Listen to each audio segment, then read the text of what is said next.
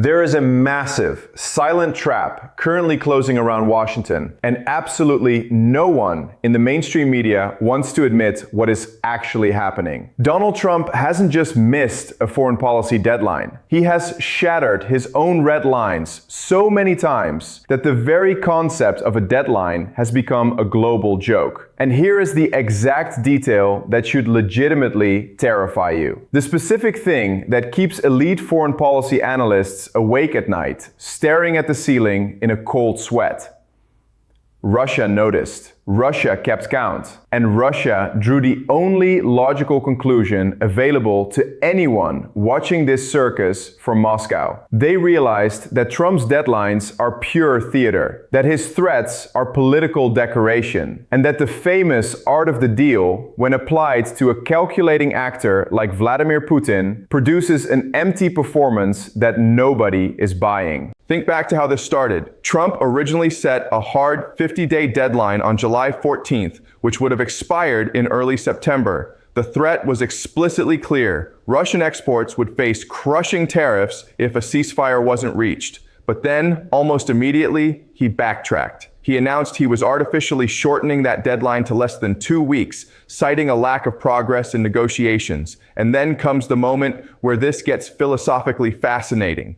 The deadline arrived and nothing happened. No crushing tariffs, no consequences, no follow-through, just a new conversation, a new diplomatic phone call, a new set of vague expressions of profound disappointment, and more Russian missiles landing in Kiev. Here is what I need you to fundamentally understand about the nature of power. Power is not what you loudly proclaim you will do. Power is the credible, unshakable belief held by your adversary that you will actually execute that threat. The exact second your adversary stops believing you, the moment your bluff is called and your chips stay on the table, you have not just lost your leverage, you have gift-wrapped your leverage and handed it directly to the other side. Trump did not merely fail to hold Russia accountable. He handed Vladimir Putin something impossibly precious in geopolitical competition, the demonstrated knowledge that American red lines will simply bend. Unsurprisingly, Russia has signaled absolutely no rush for a deal. Kremlin spokesman Dmitry Peskov recently stated that it would be a massive mistake to define any timeline or make any forecasts. Read between the lines of that statement carefully. Russia is not being reckless here. Russia is being chillingly strategic. When Moscow publicly declares there are no deadlines, they are not being dismissive. They are just being accurate. They have watched the American pattern. They have seen the clock miraculously reset over and over.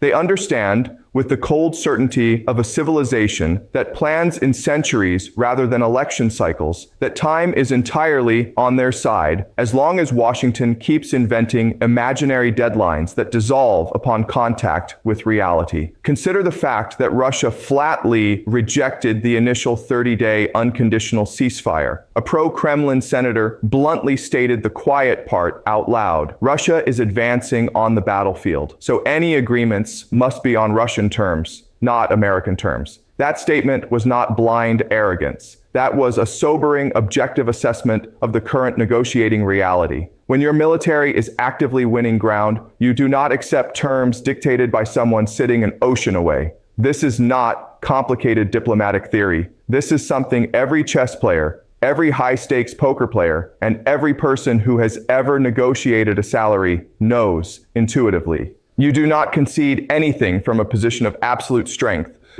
And this is the true tragedy of the situation. It isn't a dramatic collapse, but a dull, grinding, bureaucratic erosion of American influence. Russia will never agree to an unconditional 30-day ceasefire. Imposing fake deadlines does absolutely nothing to change the underlying reality that Russia will never surrender its primary source of leverage, its military advantage, without massive concessions from Ukraine and the West. But the plot thickens. Russia is now getting involved, not as a passive recipient of American demands, but as the active architect of the negotiations. Sergei Lavrov stressed that Russia expects any updated peace proposal to conform to the basic tenets agreed upon between Trump and Putin during their August meeting in Alaska. Think about what that structurally means. Russia is retroactively demanding that new American proposals must fit perfectly inside bilateral understandings.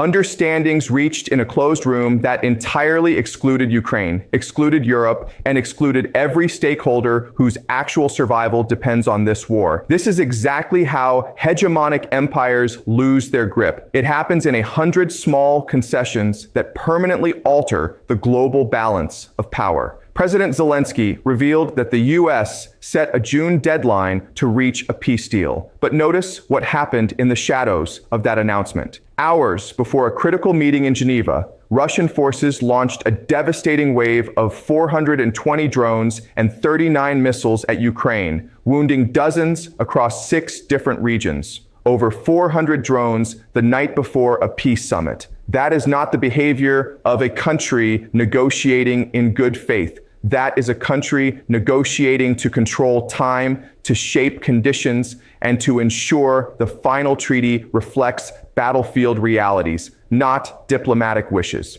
Let us be brutally honest about a reality that American political culture finds deeply uncomfortable. There is a massive difference between ending a war and actually winning the peace. Trump campaigned heavily on ending the war in 24 hours. He said it confidently and repeatedly.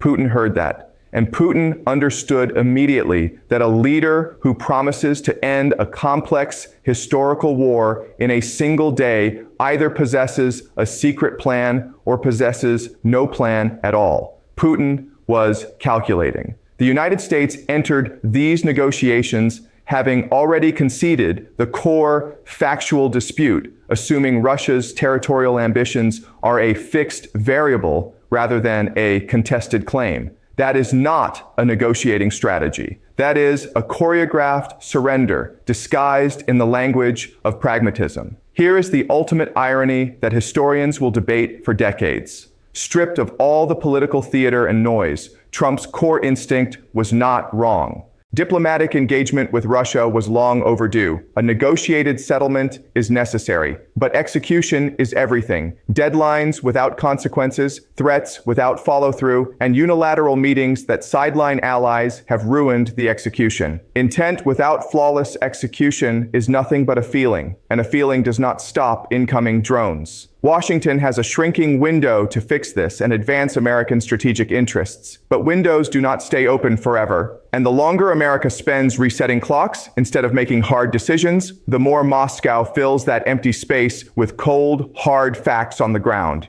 Facts that make peace progressively more expensive, more painful, and highly favorable to the side that was never in a hurry to begin with.